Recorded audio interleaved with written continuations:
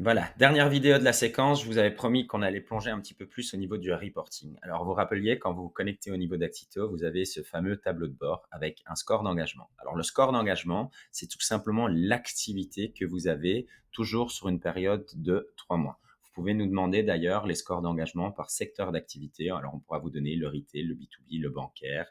Bref, tous ces secteurs sont disponibles et du coup, on peut vous dire où est-ce que vous vous situez par rapport à la moyenne des clients d'Actito dans ce même secteur. Du coup, ici, dans le cadre du B2B comme moi, 67%, je peux vous dire que le benchmark est juste en dessous à 65. Ici, vous avez l'évolution de votre base de données. La petite flèche vous permet tout simplement d'ouvrir un deuxième onglet et on voit que sur les 3 derniers mois, j'ai fait grandir cette base de données de 4%. Au niveau du reporting, vous allez avoir des choses assez classiques avec l'évolution à travers le temps, mais également la répartition sur des données très structurées, comme par exemple l'information du gendre des personnes, avec le niveau de qualification de cette donnée, la répartition par langue. En l'occurrence ici, moi, je travaille avec énormément de francophones. Et une petite donnée que moi j'aime beaucoup, c'est le niveau de qualification de ces fameux champs. Donc globalement, j'ai 21,9% des codes postaux. On va pouvoir y appliquer également des filtres pour avoir des visions un peu plus approfondies. Montre-moi cette même donnée au niveau de mes abonnés email ou typiquement sur mon cycle de vie, vous rappeliez la fameuse segmentation qu'on pouvait mettre en place, l'information au niveau de mes prospects versus mes clients. Donc voilà, ça c'est un premier niveau que vous retrouvez de reporting de base de données. On a l'évolution des abonnements et également le nombre de scénarios, donc de petits blocs, vous rappeliez quand on avait fait le Welcome Programme, qui se sont exécutés sur une période de 3 mois. Alors l'information que vous retrouvez ici, c'est un premier benchmark. Ce sont toutes les campagnes de nouveau qui ont été, campagnes de masse, pardon, qui ont été exécutées sur les 3 derniers mois. Donc j'ai 17 campagnes sur 3 mois, ce qui me donne un taux de délivré moyen, un taux d'ouverture moyen, un taux de clic et un taux de désinscription. Ceci, c'est votre benchmark. Vous devriez toujours tenter de vous battre contre vous-même sur ce volet-là. Sauf que je n'ai pas effectué de campagne SMS, sinon j'aurais pu accéder à ce reporting aussi. Du coup, ici, ce que je vous propose, c'est d'aller jeter peut-être un petit coup d'œil dans une newsletter qu'on a envoyée. Alors, j'ai double-cliqué, ce qui me fait accéder directement au reporting. Du coup, on va avoir les informations assez standards avec les ciblés, les filtrés, combien a été envoyé, combien ont été délivrés en soustrayant évidemment les bandes, l'ouverture, le clic ouvert, clic délivré.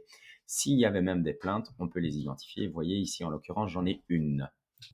Alors, de nouveau, la petite magie chez Actito, c'est cette possibilité d'activer le filtre et de te dire, montrez-moi ça pour, par exemple, mon cycle staff, donc les membres du personnel d'Actito versus les prospects. Et vous voyez que les funnels et les données se mettent directement à jour avec toujours une possibilité d'exporter dans un format SVG ou CSV pour aller plus loin.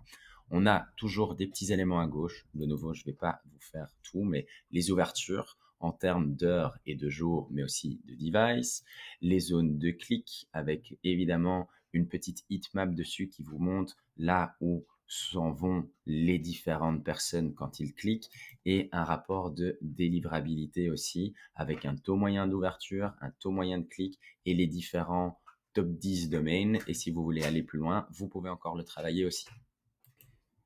Donc là, en gros, on a vraiment fait un peu le tour très rapide en partant du portail, donc des données analytiques, de bases de données, d'évolution d'opt-in, de scénarisation, du benchmark email, du reporting détaillé.